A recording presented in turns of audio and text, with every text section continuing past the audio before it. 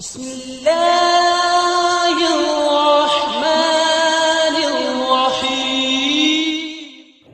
بسم الله الرحمن الرحيم. نحمده ونصلي على رسوله الكريم. أما بعد، فأعوذ بالله من الشيطان الرجيم. بسم الله الرحمن الرحيم.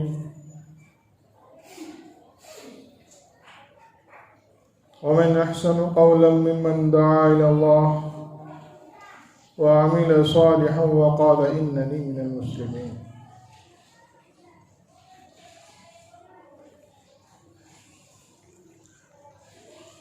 محترم بھائیوں، دوستوں، بزرگوں،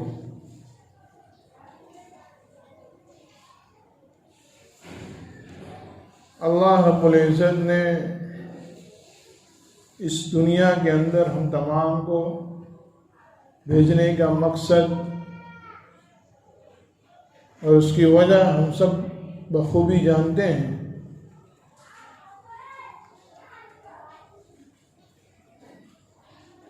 اور وہ یہ ہے کہ ہم اللہ کو پہچاننے والے بنیں،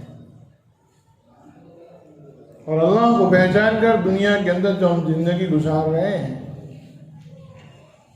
اس زندگی میں ہم اللہ کو خوش کرنے والے کام کریں، جو اللہ نے ہمارے لیے حلال بنایا ہے اس کو حلال جانے، جو حرام کیا ہے اس کو حرام جانے، اور اس کے مطابق ہم اپنی زندگی کو، اس دوڑ بھاگ کو، اس دوڑ کو، زندگی کی اس دوڑ کو ہم چلاتے جائیں یہاں تک کہ موت آ جائے، اور موت کے آنے کے بعد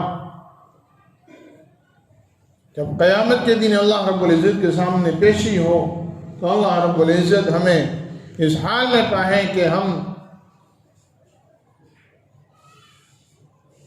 گناہوں سے معافی کیے ہوئے ہوں اور نیکی کے کرنے والے ہوں، ایمان والے ہوں، نبی کی اتباع کرنے والے ہوں، تاکہ اللہ رب العزت ہمیں کل قیامت کے دن کامیاب کر دیں۔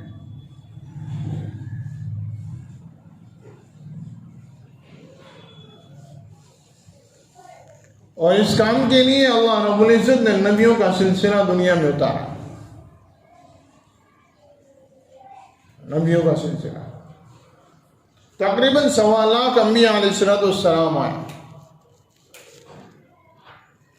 نبیوں نے دنیا میں آ کر امت کو ہر چیز سکھائی، ہر چیز۔ حضور اقدس صلی اللہ علیہ وسلم سب سے آخری نبی ہیں۔ حضور اقدس صلی اللہ علیہ وسلم نے بھی امت کو ساری چیزیں سکھائی، کیسے رہنا، کیسے چلنا، کیسے اٹھنا، کیسے ایک دوسرے سے بات کرنی، ساری چیزیں اللہ کے نبی علیہ السلام نے امت کو سکھائی۔ لیکن افسوس اس بات پر ہو رہا ہے، تعجب اس بات پر ہے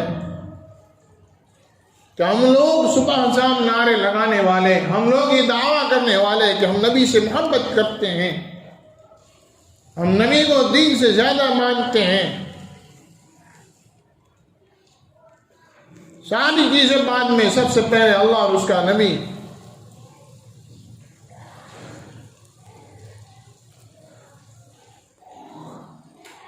میرے بھائیوں، دوستوں، بزرگوں، لیکن ہے تو یہاں پر ہے کہ ہمیں اللہ کے نبی علیہ السلام کی سنت طریقے پسند نہیں، ہمیں نبی علیہ السلام کی تعلیم پسند نہیں، ہم کسی کے سامنے حضور اقدس صلی اللہ علیہ وسلم کسی تعلیم کو، کسی سنت کو بیان کرنے سے ہچکچاتے ہیں، ہمیں شرم محسوس ہوتی ہے کہ ہمیں اس کے یہ بات کہنے میں کہ میرے نبی نے مجھے استنجا کرنا بھی سکھایا ہے۔ حالانکہ فخر کی بات ہے، فخر کی بات۔ ساری چیزیں اللہ کے نبی علیہ السلام نے امت کو سکھائی ہے، کیسے چلنا ہے، کیسے بیٹھنا ہے، کیسے ایک دوسرے سے بات کرنی ہے، سب کچھ۔ اور ان تمام چیزوں کو دوسروں تک پہنچانا، جو نہیں جانتا اس تک پہنچانا، اس کو سمجھانا اور بار بار اس کے پاس جانا، یہ اللہ کے نبی علیہ السلام کی تعلیم ہے، ان کا حکم ہے۔ اللہ رب العزت نے ہمیں دنیا میں اسی لیے بھیجا ہے۔ اللہ کے نبی علیہ السلام نے فرمایا بلغوا عنی ولو آیا، کہ میری طرف سے آپ جو جانتے ہو وہ دوسروں تک پہنچاؤ، چاہے ایک بات ہی کیوں نہ ہو۔ چھوٹی سی بات اللہ کے نبی علیہ السلام کی میں جانتا ہوں، میرے لیے ضروری ہے کہ میں دوسروں تک اس کو پہنچاؤں۔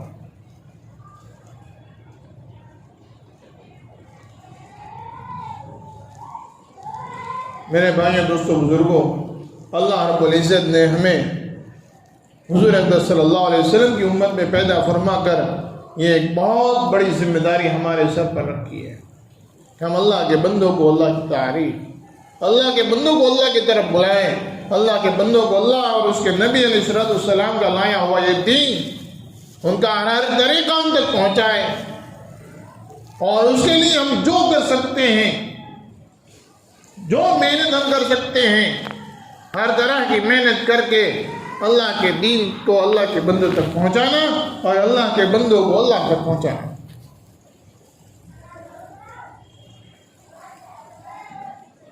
یہ نہیں ہے کہ ایک مرتبہ کسی کو کہہ دیا بس ہو گیا، نہیں، بلکہ اس کے پیچھے لگ جانا جب تک وہ اللہ کے دین پر عمل کرنے والا نہ بنے، جب تک وہ نبی علیہ السلام کی سنت طریقوں پر عمل کرنے والا نہ بنے، تب تک اس کے پیچھے لگا رہنا، چاہے وہ کڑوی کسیلی سنائے نہ سنائے، چاہے وہ ہماری بات سنے یا نہ سنے، چاہے وہ ہماری بات ایک کان سے سن کر دوسرے کان سے نکال دیں، لیکن ہماری ذمہ داری ہے، ہم نبی کے امتی ہیں، محمد صلی اللہ علیہ وسلم کے امتی ہیں، ہم محمدی ہیں، محمد صلی اللہ علیہ وسلم سے عشق کرنے والے ہیں، ہماری یہ ذمہ داری ہے ہم بار بار ملاقات کریں، بار بار سمجھائیں، اور ہر بار سمجھائیں، چاہے 100 مرتبہ بھی کیوں نہ جانا پڑے، اور ہر بار وہ ہمیں گالیاں دیں تو بھی یہ برداشت ہے۔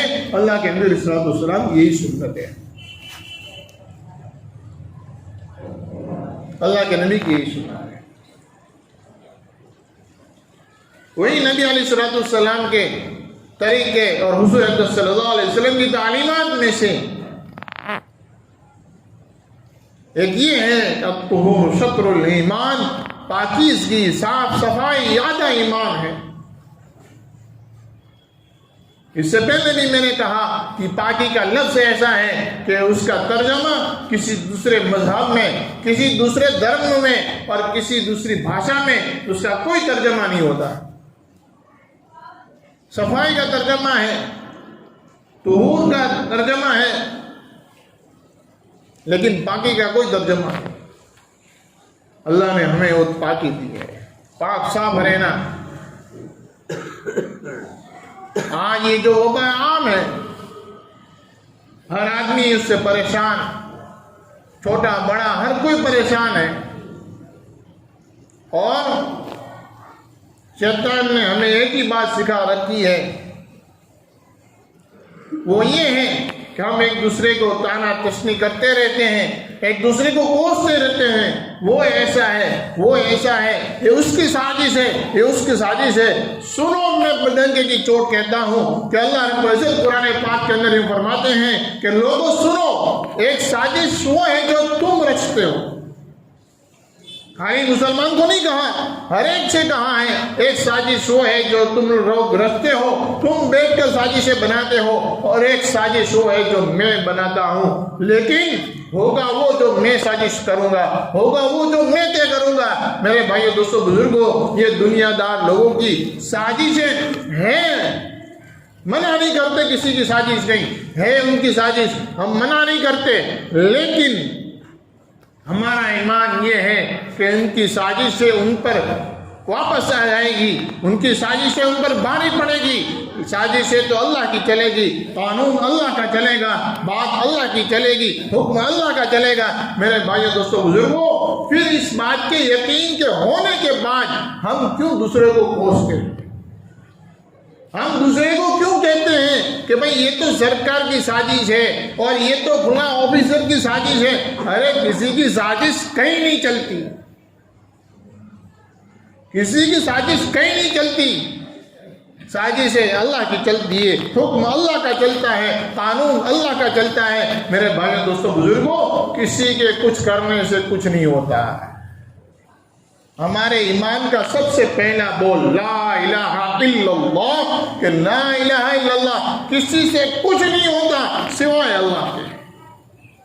اللہ کے نبی علیہ السلام چھوٹے سے بچے کے ہاتھ پکڑ کر یوں کہتے ہیں، بیٹا سن، پوری دنیا مل کر تجھے نقصان پہنچانا چاہے اور اللہ نہ چاہے تجھے ایک ذرہ برابر بھی نقصان نہیں پہنچا سکتے، اور پوری دنیا مل کر تجھے نفع پہنچانا چاہے اور اللہ نقصان پہنچانا چاہتا ہو، یہ پوری دنیا مل کر تجھے ایک ذرہ برابر بھی نفع نہیں پہنچا سکتی. یہ ایمان ہے ہمارا. پھر ہم کیوں کسی دوسرے کو کوستے ہیں کہ اس نے یہ کیا، اس نے وہ کیا؟ کوئی کچھ نہیں کرتا، نہ کسی کے کرنے سے کچھ ہوتا ہے. میرے بھائیوں دوستوں بزرگوں، اگر کچھ کمی ہے وہ ہمارے اندر ہے، کچھ کمی ہے ہمارے ایمان کی کمی ہے، ہمارے اعمال کی کمی ہے. کیونکہ اللہ رب العزت نے، اللہ کے نبی نے صاف صاف اعلان کیا ہے کہ تم جو اعمال کرو گے اللہ کے فیصلے ایسے ہی آئیں گے.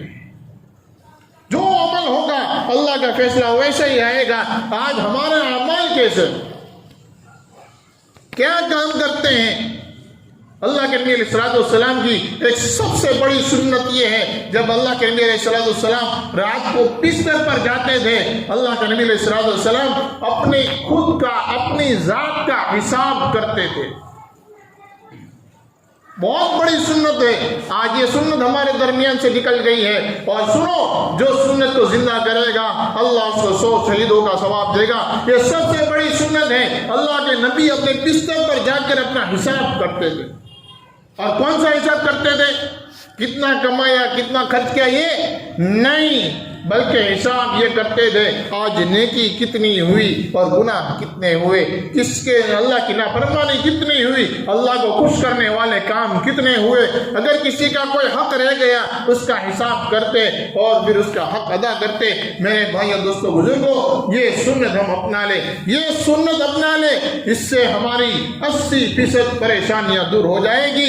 یہ سنت آج امت سے نکل گئی ہے، اس کی ضرورت ہے اس کو ہم اپنے عمل میں لائیں. میرے بھائیوں دوستوں بزرگوں، روزانہ رات کو بیٹھ کر ہم سوچیں میں نے اللہ کو خوش کرنے والے کام کتنے کیے، اللہ کو ناراض کرنے والے کام کتنے کیے. ذرا سوچو تو صحیح، ہم کیا کر رہے ہیں. آج ہمارے 24 گھنٹے میں سے ایک آدھ دو عمل ایسا ہوتا ہے جو ہم اللہ کو خوش کرنے کے لیے کرتے ہیں، لیکن اس میں اتنی جان نہیں ہوتی کہ اس سے اللہ خوش ہو جائے. یہ تو اللہ کا بڑا پن ہے کہ اللہ ہمارے ذرا سا عمل میں خوش ہو جاتا ہے، ورنہ ہمارا کوئی عمل ایسا نہیں جس سے اللہ خوش ہو جائے. حدیث شریف میں ہے، یہ زمین روزانہ اللہ سے کہتی ہے اے اللہ یہ بندہ اتنا گناہ کرتا ہے، تم مجھے اجازت دے میں اس کو اپنے اندر کھینچ لوں. میرے بھائیوں دوستوں بزرگوں، اللہ یوں کہتے ہیں ارے رک جا، یہ آج توبہ کرے گا، ابھی کرے گا، شام کو کرے گا، صبح کرے گا، رک جا، ابھی اس کو عذاب میں مبتلا نہیں کرنا. میرے بھائیوں دوستوں بزرگوں، اللہ ڈھیل دیتے چلے جاتے ہیں، ڈھیل دیتے چلے جاتے ہیں. اور ہمیں اپنے آپ پر پورا فخر ہے کہ ہم تو مرنے سے پہلے توبہ کر کے مریں گے، دنیا میں جو چاہے کر لو. ہمیں جو ملک الموت کہے گا کہ ارے تیری جان لینے کے لیے آیا ہوں، تجھے لے جانے کے لیے آیا ہوں، تو 2 رکعت نماز پڑھ کے توبہ کر لے.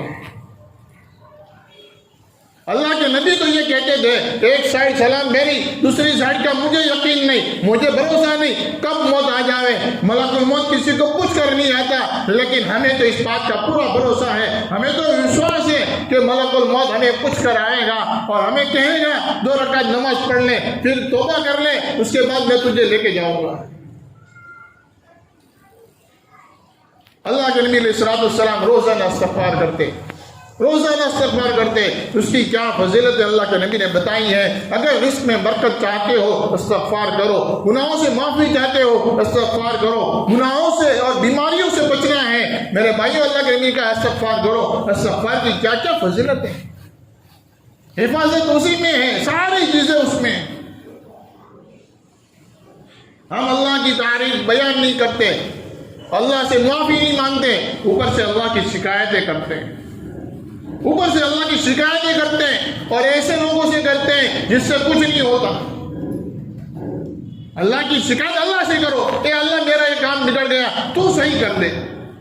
دنیا داروں سے اللہ کی شکایت کرتے پھرتے ہیں، ارے یہ نہیں ہو رہا، وہ نہیں ہوتا، یہ نہیں ہے۔ ارے بھائیو، سب کچھ ہے، سب کچھ ہے، ہمارے پاس ایک اللہ نہیں ہے۔ اللہ سے اپنا رابطہ قائم کرو، اللہ سے کانٹیکٹ پکا کرو۔ میرے بھائیو، دوستو، بزرگوں، دنیا کی ساری چیزیں خود بخود ہو جائے گی، ہمیں کچھ کرنے کی ضرورت نہیں، اللہ سب کچھ کر دے گا۔ اگر اللہ ہمارا ہو گیا، یہ سارا سب کچھ ہمارا ہی ہے۔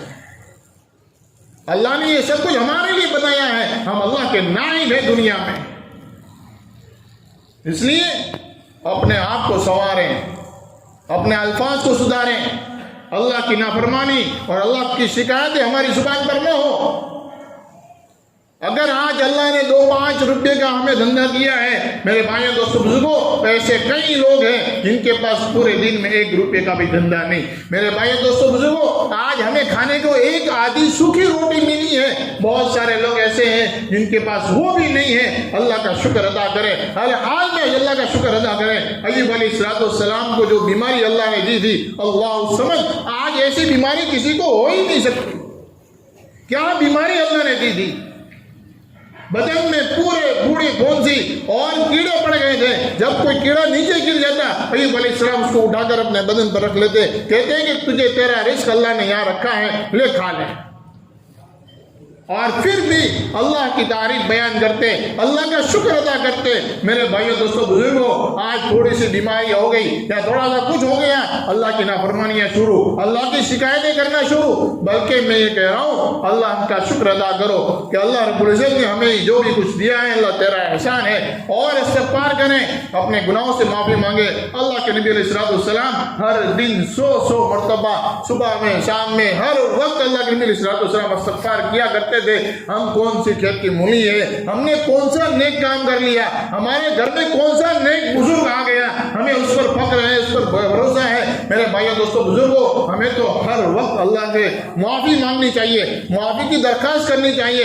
اس لیے میں بار بار یہی درخواست کر رہا ہوں کہ استغفار کی کثرت کریں، گناہوں سے معافی مانگے، اللہ کا شکر ادا کریں۔ جو اللہ نے دیا ہے اللہ کا شکر ہے، اللہ کا احسان ہے، اللہ نے ہمیں جو بھی دیا۔